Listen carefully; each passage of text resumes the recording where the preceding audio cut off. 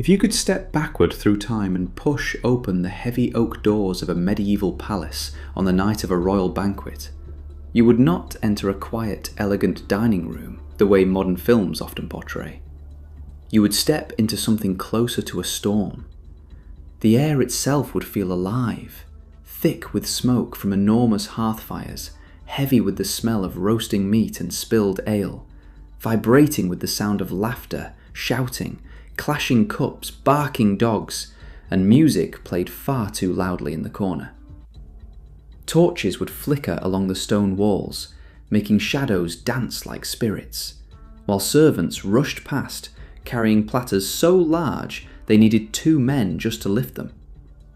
It would feel less like dinner and more like a festival, less like a meal and more like a spectacle. Medieval royal banquets were not polite social gatherings. They were loud, theatrical, excessive, chaotic, and sometimes even dangerous. They were wild in every sense of the word. To understand why these feasts became so outrageous, you first have to understand the world people lived in during the Middle Ages. Life for the vast majority of people was harsh, repetitive, and uncertain. Most peasants ate the same simple food every day: coarse bread, thin pottage made from oats or barley, cabbage, onions, maybe a little cheese if they were lucky. Meat was rare and usually reserved for special days. Hunger was common. Famine was always a possibility. In such a world, food meant survival, not pleasure. So when a king hosted a banquet where entire animals were roasted whole and tables sagged under mountains of rich dishes, it wasn't simply impressive. It was almost unbelievable. It looked like something supernatural. To ordinary eyes, it felt like stepping into heaven itself. That shock factor was intentional. Kings wanted their guests overwhelmed. Abundance was power, and nothing demonstrated wealth more clearly than food piled so high it could not possibly be eaten. The setting alone created an atmosphere of dominance. The feast took place in the Great Hall, the largest and most important room in the castle. This wasn't a cozy space. It was vast, cavernous, and designed to make visitors feel small. The ceilings stretched high above, supported by dark wooden beams, while long banners displaying the king's crest hung like trophies from the walls. Massive fireplaces roared at either end, throwing orange light across the stone. Long wooden tables ran the length of the hall, and at the very front, raised on a platform, stood the high table where the king and the most important nobles sat. That elevation was not decorative, it was symbolic. Everyone could see the king. Everyone literally looked up to him. Even the act of sitting became a reminder of hierarchy. The closer your seat to the king, the more powerful you were. If you were pushed to the far end of the hall, it meant you were insignificant. A banquet wasn't just dinner seating, it was political theatre, acted out with benches and plates. When the food finally began to arrive, it did not come out delicately, or one plate at a time. It came like an invasion. Servants marched in lines carrying huge platters piled with meats that glistened in the firelight.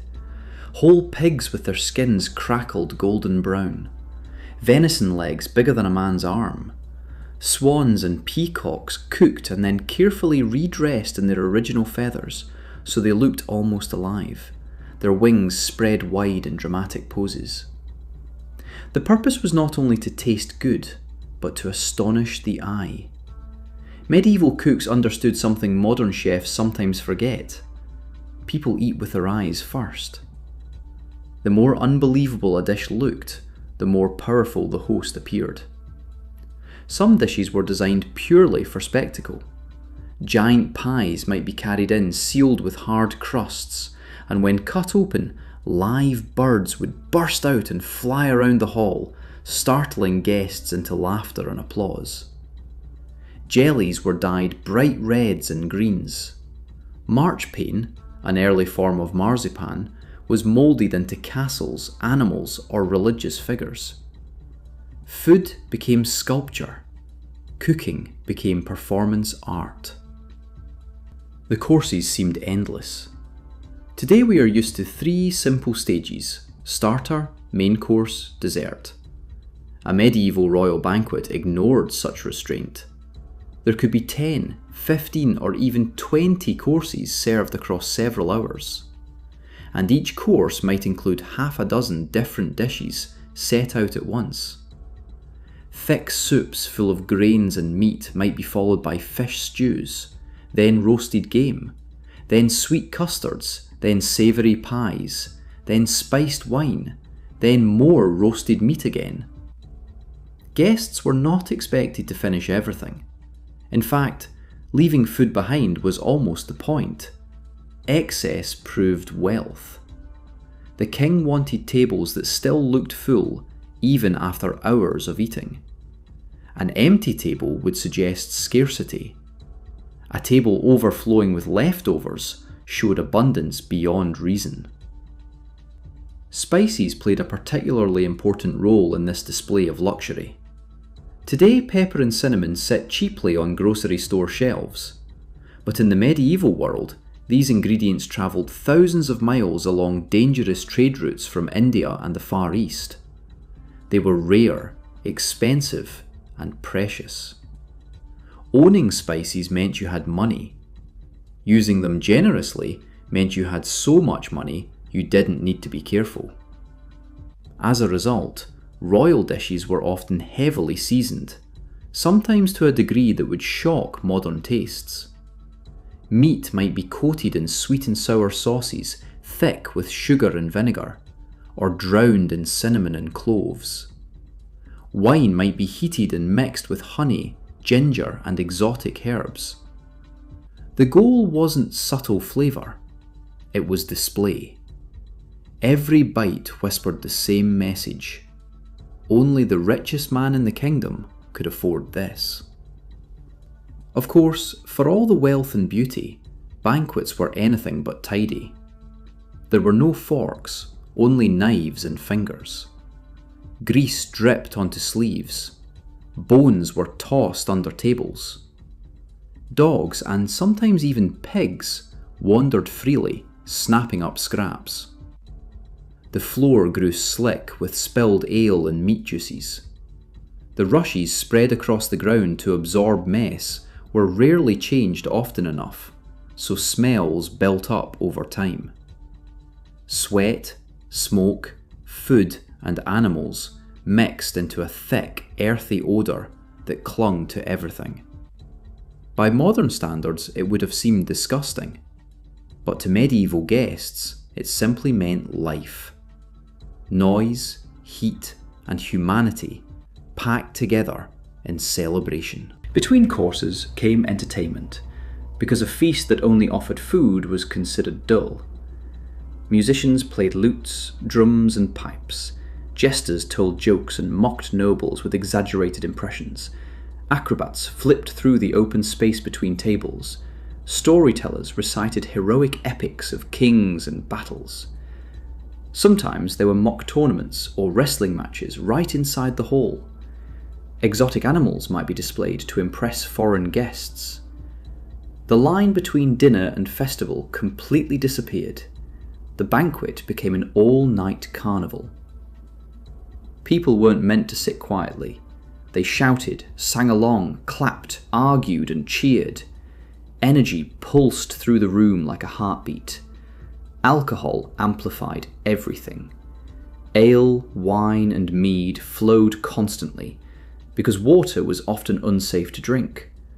Servants refilled cups without being asked. Hours passed. Voices grew louder. Laughter became sloppier. Nobles challenged each other to drinking contests. Old rivalries resurfaced. Fights sometimes broke out. It wasn't uncommon for a knight in full armour to get embarrassingly drunk. In such a heated environment, emotions ran high. A joke could become an insult could become a duel. The wildness of medieval banquets wasn't only joyful, it could turn dangerous fast. Behind the scenes, meanwhile, the kitchens were pure chaos. Preparing food for hundreds without modern ovens or refrigeration required an army of cooks, bakers, butchers, and servants. Fires burned constantly. Pots big enough to bathe in bubbled with stew. Meat hung from hooks. Knives flashed. Orders were shouted. Timing was everything. If a dish arrived cold or late, the king's reputation suffered. Some cooks faced harsh punishments for mistakes. The splendour in the hall depended on exhausting, back-breaking labour out of sight. The feast was as much a logistical miracle as a culinary one. Yet beneath all the noise and indulgence lay something even more important: politics. A royal banquet was never just fun, it was strategy.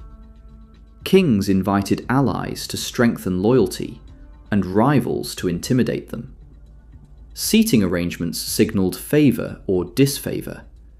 Special dishes might be sent to honoured guests as gifts. Marriage alliances were negotiated between courses. Treaties were whispered over cups of wine. In a time without mass media, the banquet was propaganda made flesh. By displaying impossible wealth and control, the king reminded everyone who held power. To attend was a privilege. To be excluded was an insult. Food became a language of dominance. When you step back and look at the entire scene, the roaring fires, the glittering platters, the music, the drunken laughter, the political scheming, the endless waves of meat and wine, it becomes clear why medieval royal banquets seem so wild compared to modern dining.